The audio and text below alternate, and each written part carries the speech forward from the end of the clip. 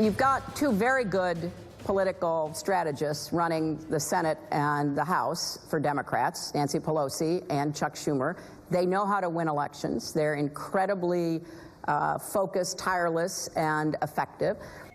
Hillary Clinton may be a fan of the congressional Democratic leaders, but they come with their own liabilities, especially House Minority Leader Nancy Pelosi, who's become a key GOP target in hotly contested races like the upcoming special election in Georgia.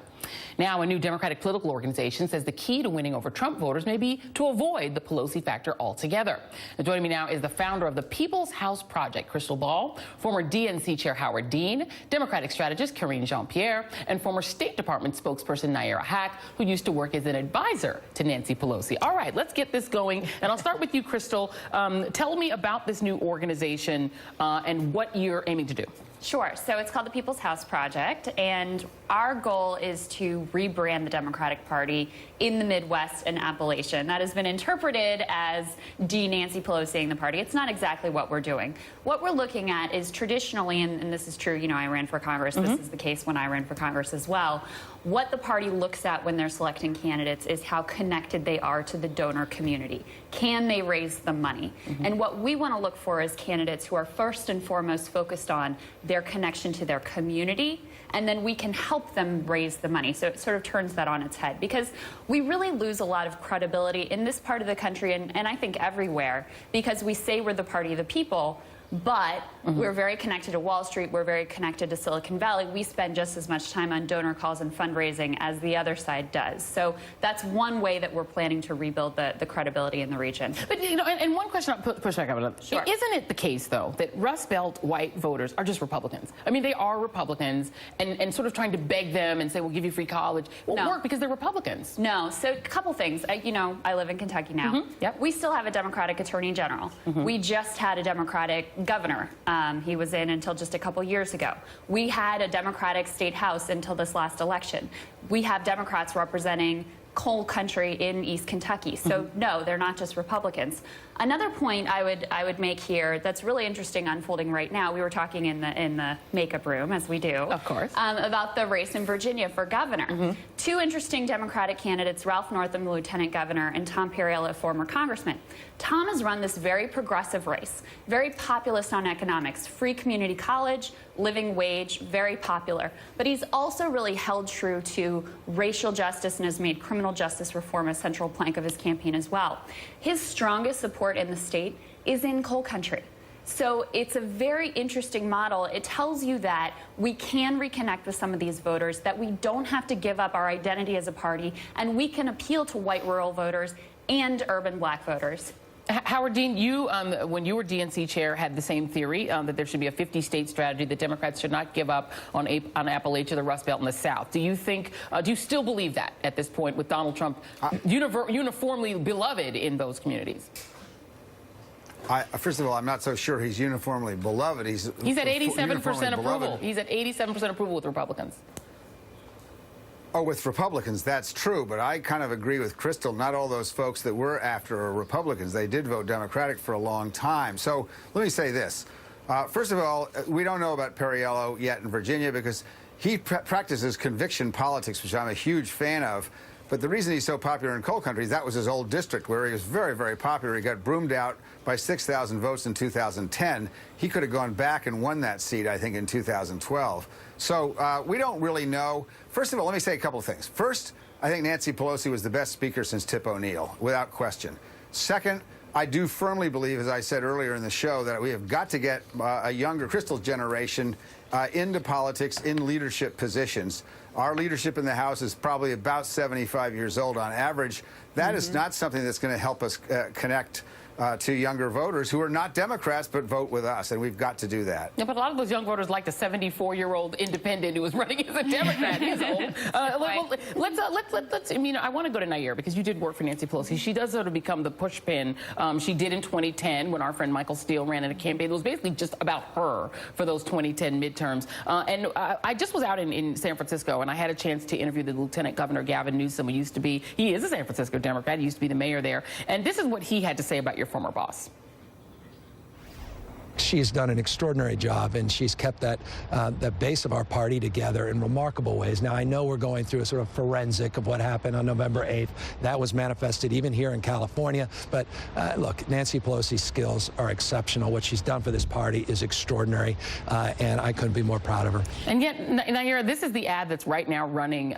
It's got Paul Ryan. They're running it in the Georgia House race, the Ossoff race in Georgia 6. Take a look. Hi, Georgia. San Francisco just wanted to say thank you. We already have Nancy Pelosi as our congresswoman. Now you're going to give us John Ossoff as our congressman. We're proud that California is the leading funder of the John Ossoff campaign. He's one of us. We're really excited that John Ossoff likes higher taxes. Nayyera, that sort of cultural, I don't know what you'd even call that, you know, sort of making fun of or putting down the sort of, you know, squishy San Francisco elite and using that to run a race in Georgia, it works, right? Why do you suppose Nancy Pelosi is such a punching bag, and why is that so effective?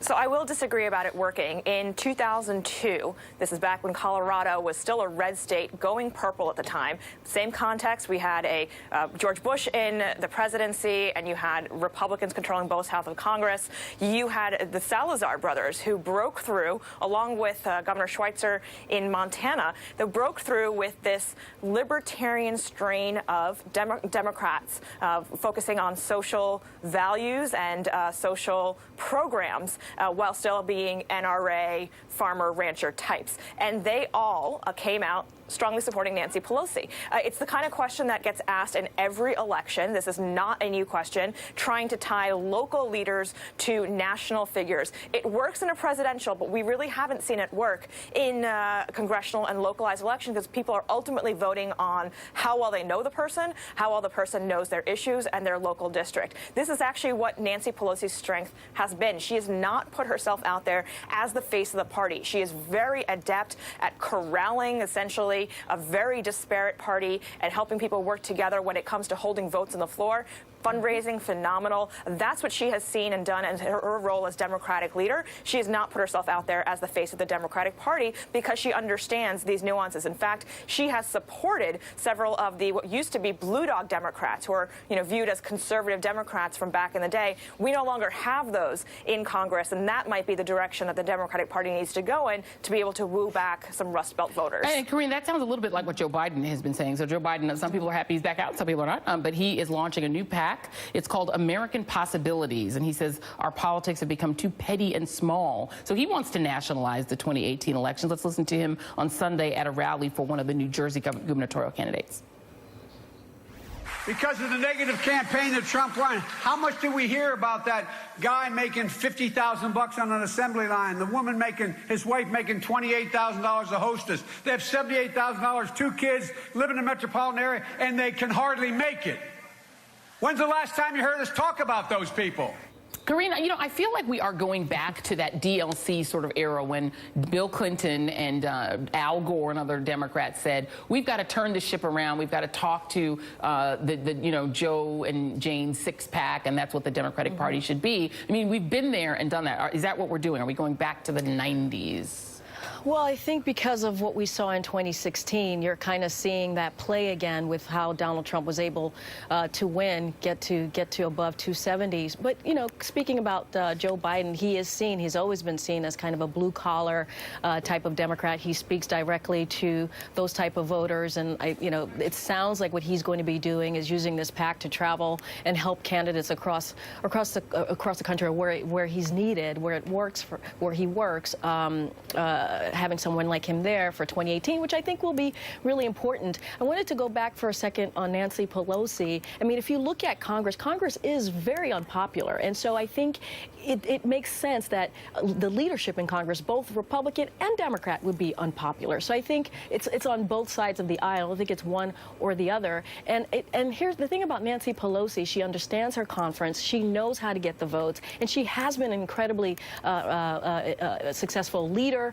She was a successful speaker. I think what Democrats need to do is they need to walk and chew gum at the same time. They need to resist Trump at every turn, but also have a proactive message on the economy, on what's next, what's the future for this country, and that is what they need to do. And there are some messages out there that we already know that works in both red states and blue states. That is college affordability. That is the minimum wage, raising the minimum wage. That is women's rights. We know those issues poll well, and they're incredibly popular in both red and blue states. And Joy, here's the mistake that Democrats can't make again, which is to allow Republicans to create these fissures among working class people, because that assembly line person that Joe Biden has been talking about is not necessarily just a white man. It can be a woman of color, a man of color, somebody who is gay, lesbian, transgender. This is the economic unity is the message that's going to lead Democrats forward, in addition to the national security message. Democrats are now quickly becoming the national security party,